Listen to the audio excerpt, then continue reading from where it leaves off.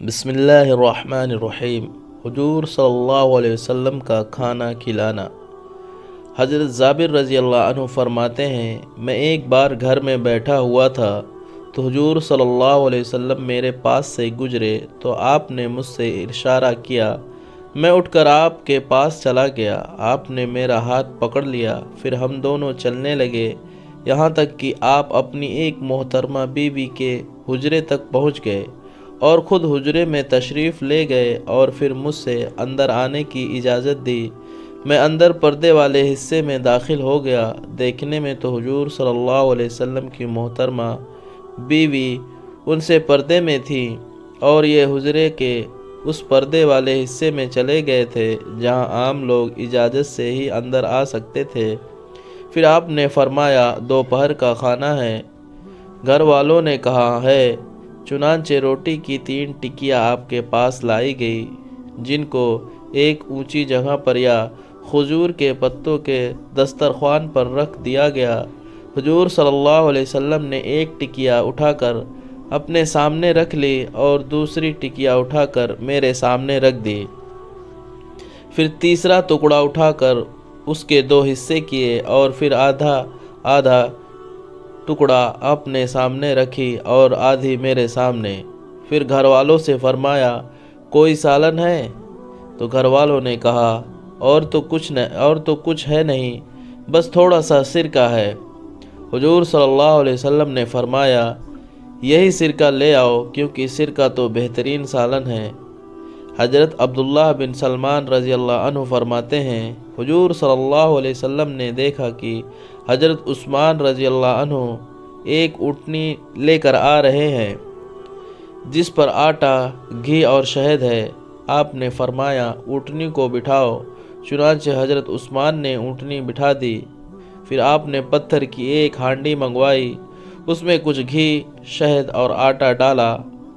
پھر آپ نے حکم دیا تو اس کو نیچے آگ جلائی گئی یہاں تک کہ وہ پک گیا۔ پھر آپ نے صحابہ رضی اللہ عنہ سے فرمایا، کھاؤ، اور اپنے خود بھی اس میں سے کھایا۔ پھر آپ نے فرمایا، اسے فارس والے خبیث کہتے ہیں۔ حضرت عبداللہ بن بصر رضی اللہ عنہ فرماتے ہیں، حضور اقدس صلی اللہ علیہ وسلم کا اتنا بڑا پیالہ تھا جسے 4 آدمی اٹھاتے تھے اور اس کو گرہ کہا جاتا تھا۔ جب چاشت کا وقت ہو جاتا اور صحابہ کرام چاشت کی نماز پڑھ لیتے تو یہ پیالہ لایا جاتا، اس میں سرید بنی ہوئی ہوتی، سب اس پر جمع ہو جاتے۔ جب لوگ زیادہ ہو جاتے تو حضور صلی اللہ علیہ وسلم گھٹنوں کے بل بیٹھ جاتے۔ چنانچہ ایک بار آپ گھٹنوں کے بل بیٹھے تو ایک دیہاتی نے کہا، یہ کیسا بیٹھنا ہے؟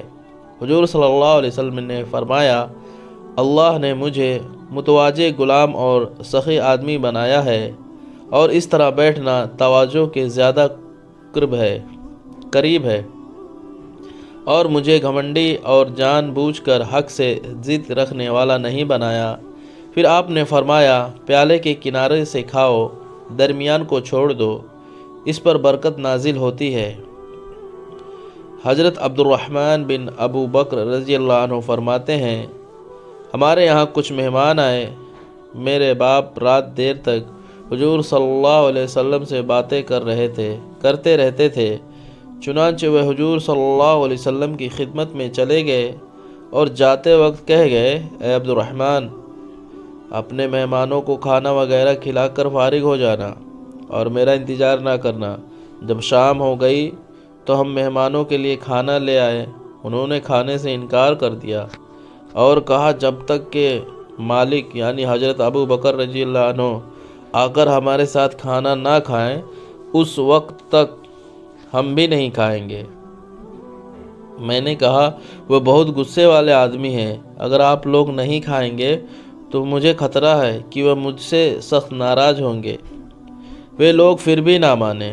جب حضرت ابو بکر رضی اللہ عنہ آئے تو سب سے پہلے انہوں نے مہمانوں کے بارے میں پوچھا کہ کیا آپ لوگ اپنے مہمانوں سے فارغ ہو چکے ہیں؟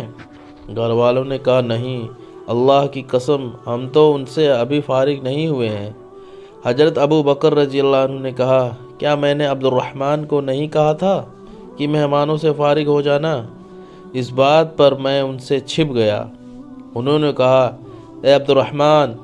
میں اور زیادہ چھپ گیا۔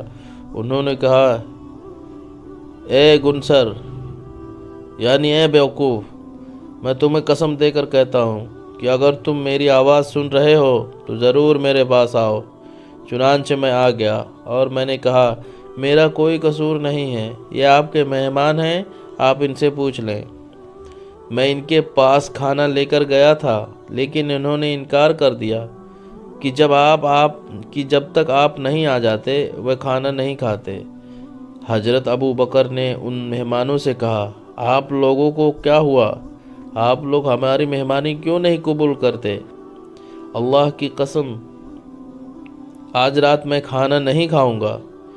غصے میں حضرت ابو بکر رضی اللہ عنہ نے قسم کھا لی۔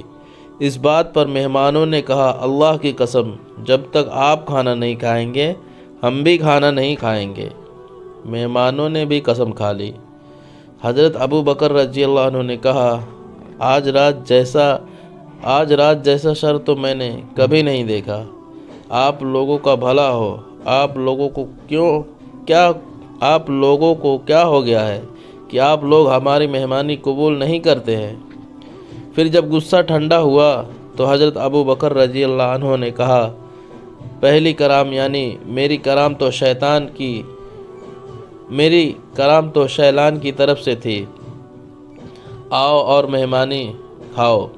چنانچہ کھانا لایا گیا اور آپ نے بسم اللہ پڑھ کر کھانا شروع کیا تو مہمانوں نے بھی کھا لیا۔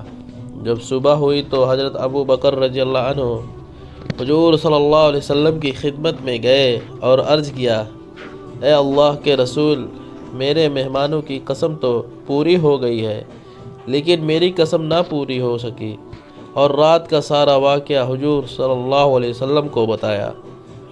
حضور صلی اللہ علیہ وسلم نے فرمایا، بلکہ تم ان سے زیادہ قسم پوری کرنے والے ہو اور ان سے زیادہ اچھے ہو۔ روایت کرنے والے کہتے ہیں کہ مجھ تک یہ بات نہیں پہنچی کہ حضرت ابو بکر رضی اللہ عنہ نے قسم نہ پوری ہونے کا کفارہ دیا یا نہیں۔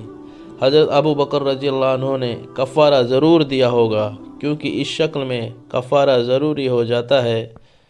تمام ویدوانوں کی یہی رائے ہے۔